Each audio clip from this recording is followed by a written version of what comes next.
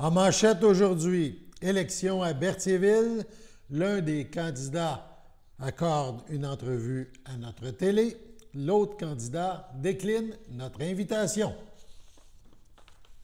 Bonjour à tous, bienvenue à votre bulletin d'information sur les ondes de CTRB, votre télévision locale et régionale, en ce mardi 26 septembre. Donc, on va vous parler tantôt d'élections municipales. On sait qu'il y a une élection. Ça se déroule présentement, la campagne électorale, dans le district numéro 3, le quartier numéro 3 à Berthierville. Donc, on vous revient là-dessus dans quelques instants. Tout d'abord, on vous rappelle, la direction de la traverse Sorel-Tracy-Saint-Ignace désire informer sa clientèle qu'en raison d'un entretien planifié aux embarcadères de la traverse, le service de traversier sera interrompu dans les nuits du 24, 25 et 26 septembre prochain. On vous invite à consulter l'horaire du traversier sur traversier.com. Dans la nuit du 26 au 27 septembre, le dernier départ à minuit 0h00 de Saint-Ignace vers Sorel-Tracy. La reprise du service se fera à 4h30 du matin de Sorel-Tracy vers Saint-Ignace de Loyola. Les responsables de la Société des traversiers du Québec se disent conscients que cette situation n'est pas idéale pour sa clientèle et l'organisation fait tout en son pouvoir, nous dit-on, pour assurer un service fiable et prévisible pour ses clients. Donc, on parle maintenant de politique municipale. Il y aura une élection, donc, à Berthierville pour un poste de conseiller municipal. C'est dans le quartier numéro 3. CTRB a contacté les deux candidats en liste pour cette élection qui se déroulera le 15 octobre. Claude Frappier, l'un des deux candidats, a décliné notre proposition. On vous lit sa réponse. C'est une invitation écrite via les réseaux sociaux. Il nous répond, M. Frappier, merci, c'est gentil, mais je concentre présentement mes énergies sur le contact direct avec les électrices et les électeurs du quartier. Bonne soirée. Donc, l'invitation a été faite. De l'autre côté, on parle de Patrick Plante, l'autre candidat. Il a accepté l'invitation de CTRB. On vous présente une première partie de l'entrevue qu'il nous a accordée. Nous sommes en compagnie de Patrick Plante. Il y aura des élections à Berthierville dans le district numéro 3. Patrick est l'un des deux candidats. CTRB a offert aux deux candidats cette rencontre, un pour mieux les connaître ce qui les motive à œuvrer au niveau de la politique municipale. Donc, bienvenue Patrick dans nos studios. Bien, merci Alain, ça me fait plaisir d'être parmi vous. La première partie de notre entrevue, on va chercher à mieux connaître qui est Patrick Plante. Oui.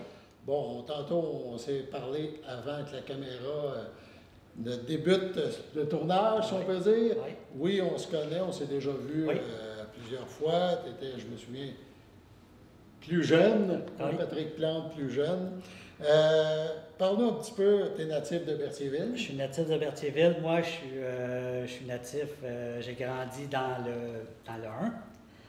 Dans le district je demeure maintenant dans le 5 et je me présente aux élections municipales dans le district 3. J'ai 49 ans. J'ai étudié en génie civil, technique en génie civil, au cégep de Joliette. Et puis, ça fait maintenant une vingtaine d'années que je travaille dans le milieu du génie civil pour un entrepreneur en construction des routes. Ça veut dire un peu le travail là-dessus. C'est des plans, c'est la lecture de plans et de vie. Puis moi, mon travail, c'est des soumissions. Fait que moi, je soumissionne sur des projets municipaux, des projets autoroutiers. C'est du civil. Bordure, trottoir, éclairage, pavage, Caduc, égout, ces choses-là.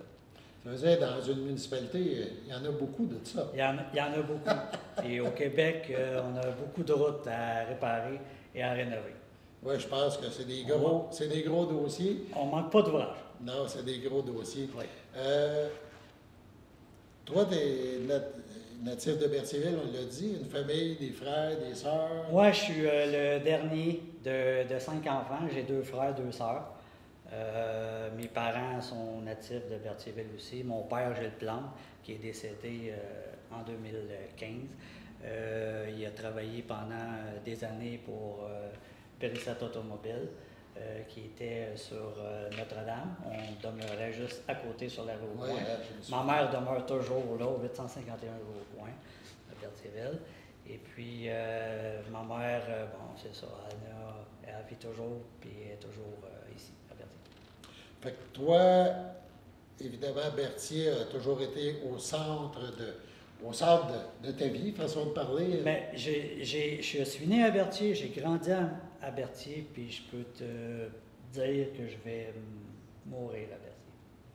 On a un beau coin de pays, un beau coin, tantôt on en parlera plus dans des projets au niveau politique, là, municipal. Oui. Mais je pense que c'est un beau coin à développer. Au niveau loisirs, sport, quand tu étais plus jeune, puis aujourd'hui? Écoute, moi, le hockey a toujours fait partie de ma vie. Essentiellement, c'est le hockey. Mon père, il était président du hockey mineur à Berthier. Ma mère, pendant plusieurs années. Pendant une couple d'années, je ne pourrais pas dire combien, pendant plusieurs années. Quand j'étais plus jeune, ma mère, Nicole, elle s'est occupée des petits qui apprenaient à patiner, les 4-5 ans. Elle a fait ça aussi pendant une couple d'années. Donc, j'ai passé ma jeunesse à l'Arena. Je suis gardien de but au hockey. Je suis encore joueur actif, moins actif. Le corps en souffre un peu plus qu'avant. Mais j'ai toujours la passion. Le hockey, c'est vraiment une passion. Je pense que quand on dit le mot passion, on peut se passionner pour plein de choses. Oui. Dans nos loisirs, nos sports, le hockey, évidemment. C'est des occasions de travailler en équipe aussi. Oui. Ça peut ressembler, même si c'est du sport, du loisir, un petit peu à la même chose qu'on pourrait aspirer dans une municipalité. Exactement. Je pense que quelqu'un tout seul ne peut pas, non. Peut pas tout faire. On est plus fort ensemble, comme l'a dit le slogan de ma campagne électorale. Donc, c'est un travail d'équipe. Oui. Ça a été dans ta jeunesse, des équipes sportives, tout ça, c'était là. Oui. Puis ça marque quelqu'un qui veut... Exactement. Puis j'ai redonné un peu parce que j'ai été, pendant quelques années, je me suis occupé des jeunes au hockey en étant entraîneur ou ben non, en formant un peu les jeunes gardiens de but en devenir. Oui, c'est ça, vu que c'était ton... J'ai transmis ma passion aux plus jeunes. À ce moment-là. Oui. À ce moment-là. Évidemment, on parle de l'élection dans le district numéro 3.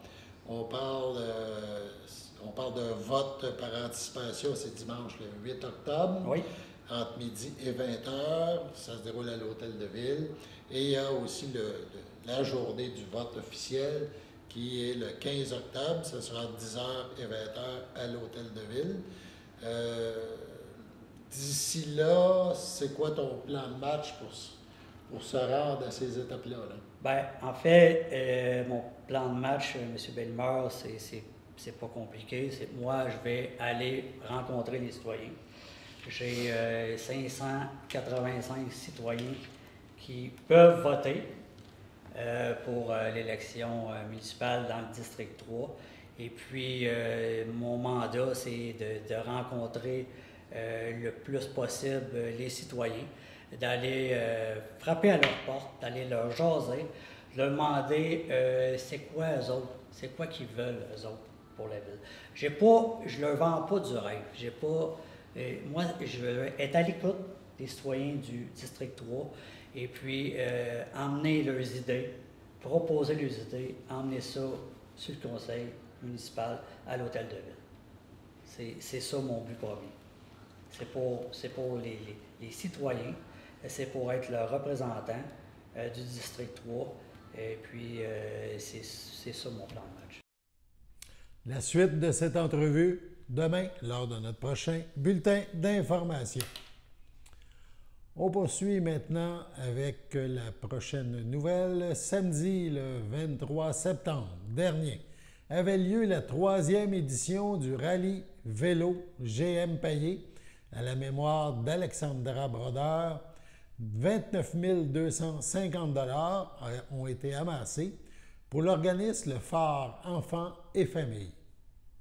Donc, les responsables ont pu compter sur l'appui de véritables gens de cœur pour les aider dans leur mission de soutenir cet organisme rattaché aux soins palliatifs pédiatriques. La grande famille Payé s'est dite très fière du succès de l'événement et de l'envergure de ce regroupement familial. Un grand merci a été adressé à tous les cyclistes, bénévoles, donateurs et partenaires. On se dit à l'année prochaine, la question est lancée et il y a des fortes chances qu'il y ait une prochaine édition. Sur ce, passons à la pause.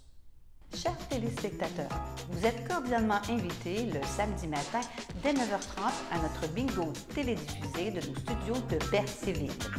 Depuis plusieurs années, nos adeptes de la télévision régionale se sont divisés un montant de 600 $, disponible chaque semaine lors de notre joute de bingo à CTRP. Un amical animateur et ses joyeux compères, dont un technicien et deux bénévoles, partagent tour à tour cette émission dans le but de vous agrémenter durant 60 minutes. Un moment de plaisir qui pourrait s'avérer payant pour vous. Vous pouvez donc vous procurer les cartes de jeu chez les dépositaires participants et j'ai nommé à Berthierville, le dépanneur Formule 1 et le garage Pétroté sur la rue Gilles Villeneuve, le marché IGA Extra sur la rue Gabrielle Brissette, le marché Métro sur la rue Notre-Dame et la pharmacie Proxime sur la rue Frontenac. À Saint-Ignace-de-Loyola, le dépanneur Esso sur la rue de la Traverse et le marché Aldo sur le rang Saint-Michel. C'est donc un rendez-vous hebdomadaire chaque samedi matin dès 9h30 sur les ondes de CTRP, votre télévision régionale et communautaire, maintenant en haute définition. On vous attend donc en grand nombre et toute l'équipe vous souhaite bonne chance.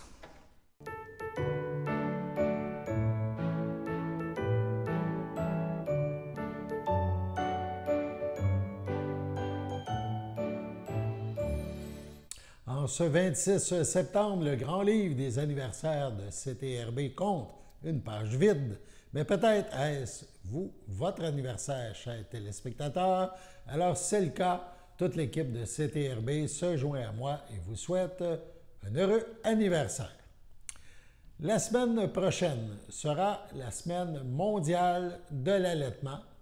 CTRB, à ce sujet, a rencontré Émilie Chagnon, présidente de l'organisme Nourri-Source.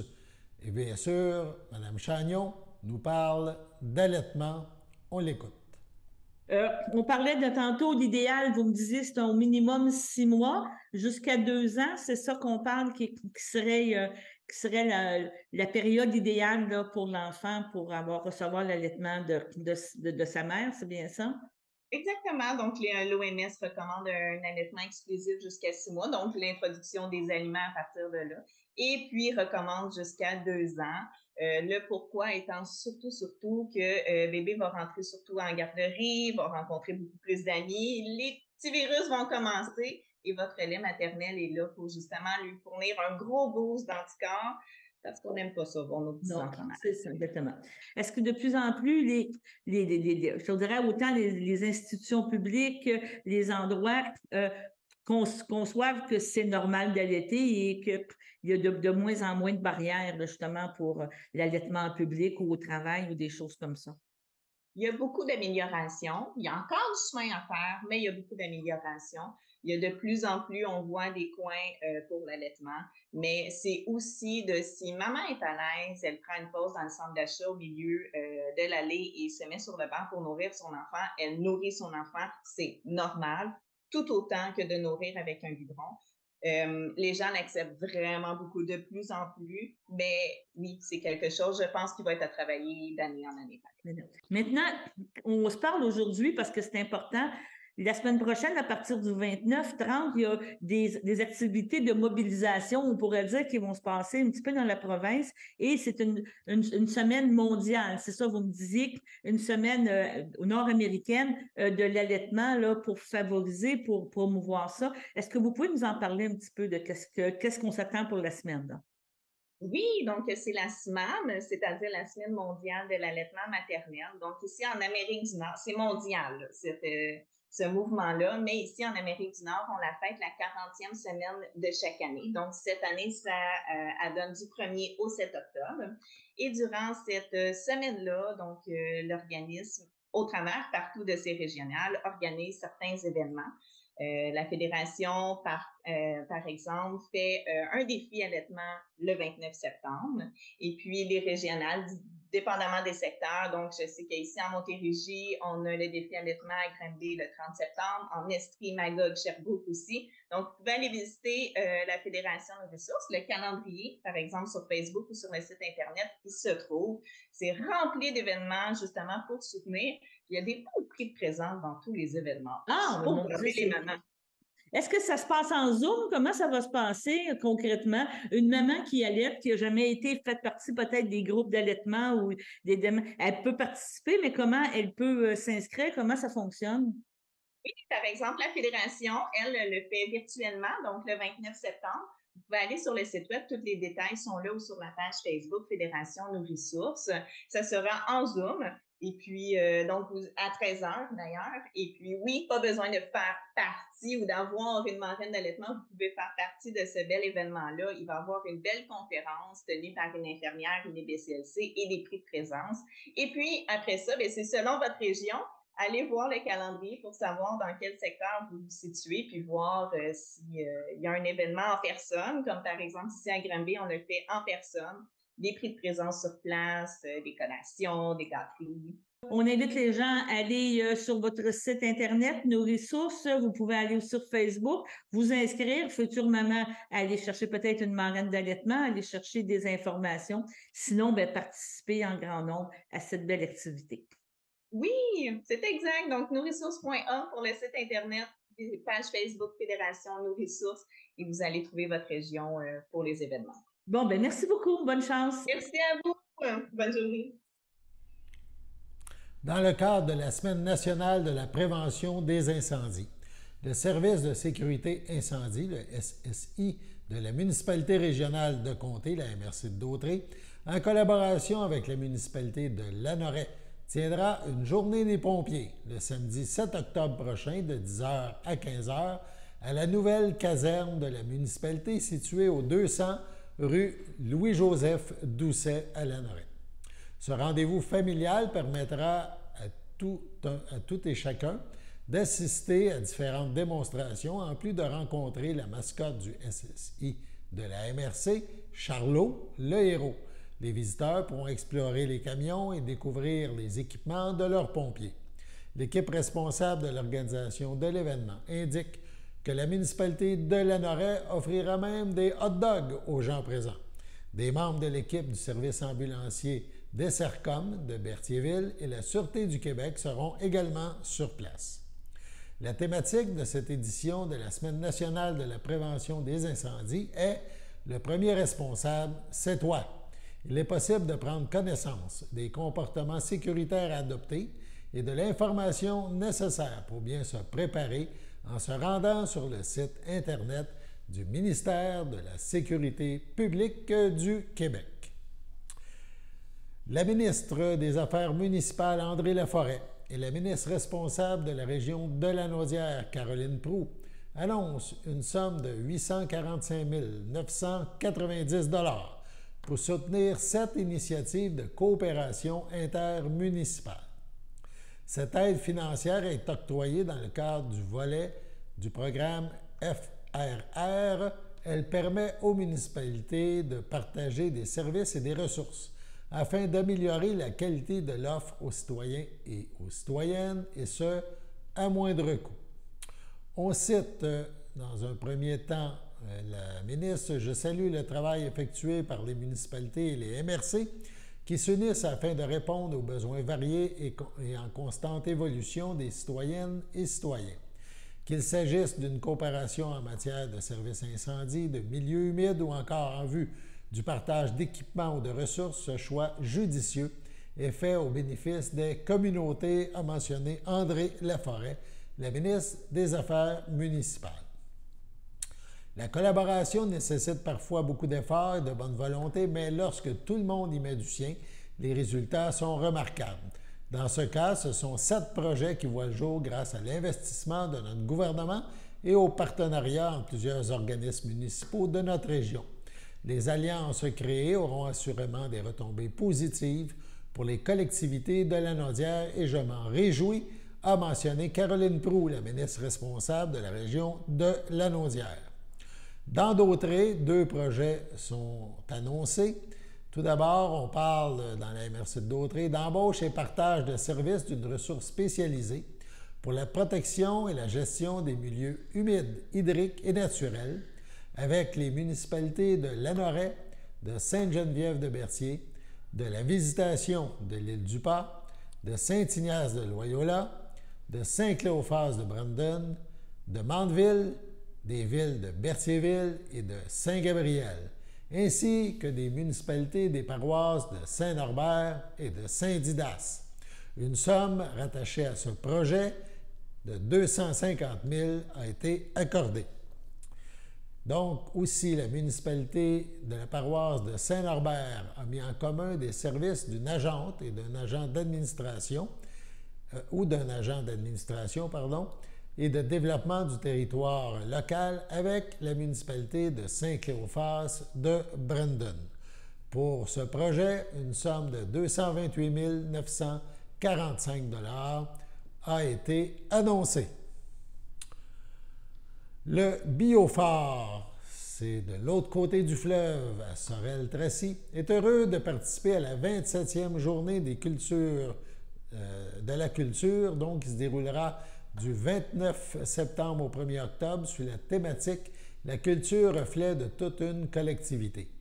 À l'occasion, une multitude d'activités culturelles pour tous les goûts seront offertes et c'est gratuit. Le samedi 30 septembre, 13h30 à 15h, les amoureux des livres sont invités à découvrir la ville de Sorel-Tracy à travers l'œuvre d'auteurs inspirés de la région. On parle de 16 arrêts, d'un guide qui présente ses auteurs, de liens qu'ils ont entretenus avec la municipalité. Le nombre de places est limité, il faut s'inscrire.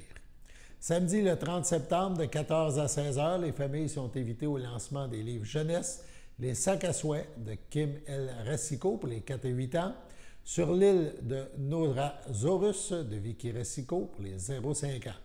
Ça sera possible de découvrir ces œuvres à travers une lecture, un échange avec les auteurs et une séance de dédicace. Dimanche 1er octobre, le Biophare vous confie à la conférence de Jean-Pierre Gagnon qui vous fera voyager à travers le temps des premiers traversiers entre les 2 rives du Saint-Laurent.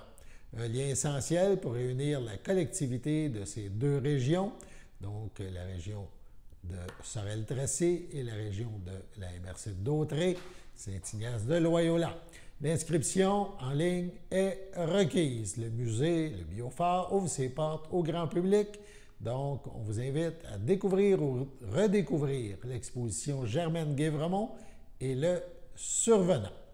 Sur ce, on passe à la pause. Connaissez-vous notre frigo partage? C'est un frigo qui permet de lutter contre la faim et de contrer le gaspillage alimentaire. Les personnes peuvent se servir gratuitement selon leurs besoins. Nous avons besoin de vous pour le remplir. Nous acceptons les fruits, les légumes, les cannages, les produits céréaliers, les produits laitiers et les denrées non périssables.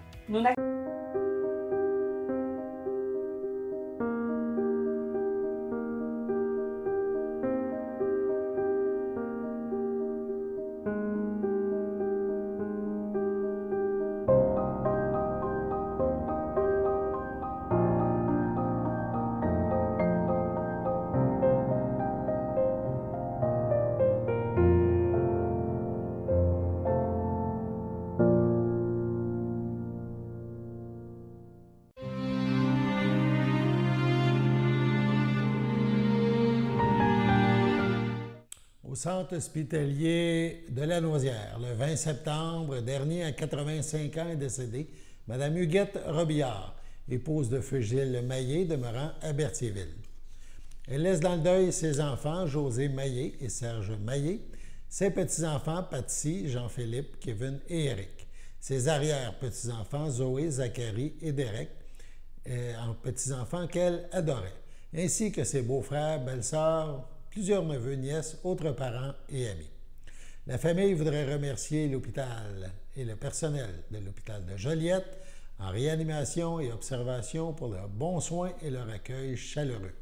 La famille vous accueillera samedi le 30 septembre de 14h au complexe funéraire Thériault, 741 rue Notre-Dame à Berthierville. Une liturgie suivra à 17h en la chapelle du complexe. Au centre hospitalier de la Nausière, le 14 septembre, à 77 ans, est décédé M. Laurent Lévesque, demeurant à Berthierville. Il laisse dans le deuil ses filles, Lucie Lévesque, Frédéric Macduff, Lise Lévesque, ses petits-enfants, Essan, Allison, Zachary, Kessie, Délène, Clarissa, son frère, ses sœurs, son beau-frère et ses belles-sœurs, Jacques Lévesque, Marguerite Sylvestre, Janine Lévesque, René Brouillette, Marie-Michel Lévesque, Carole Blais, feu Jean-Charles Lévesque, feu Pierrette Lévesque, feu Pierre Lévesque, feu Gilles Lévesque, ainsi que plusieurs neveux, nièces, autres parents et amis. La famille vous accueillera samedi le 7 octobre de 13h à 14h en la chapelle du complexe funéraire Thériault, rue Notre-Dame à Berthierville. Suivra un hommage à 14h en la chapelle du complexe. Sur ce, passons à la météo.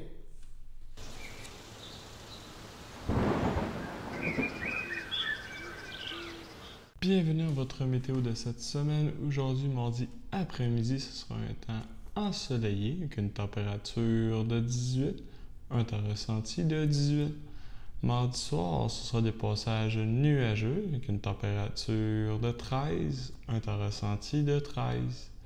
Mardi nuit, ce sera généralement dégagé, une température de 8, un temps ressenti de 6. Mercredi matin, c'est ensoleillé avec passage nuageux, une température de 10, un temps ressenti de 9. Mercredi après-midi, ce sera un ciel variable, une température de 20, un temps ressenti de 20. Mercredi soir, ce sera un ciel variable, température de 16, un temps ressenti de 16. Et voilà, c'était tout pour votre météo. Nous vous avons présenté le bulletin d'information sur les ondes de CTRB en ce mardi 26 septembre. Merci d'avoir été des nôtres. Au plaisir de se revoir demain pour la prochaine édition du bulletin d'information sur les ondes de votre télé locale et régionale. À demain!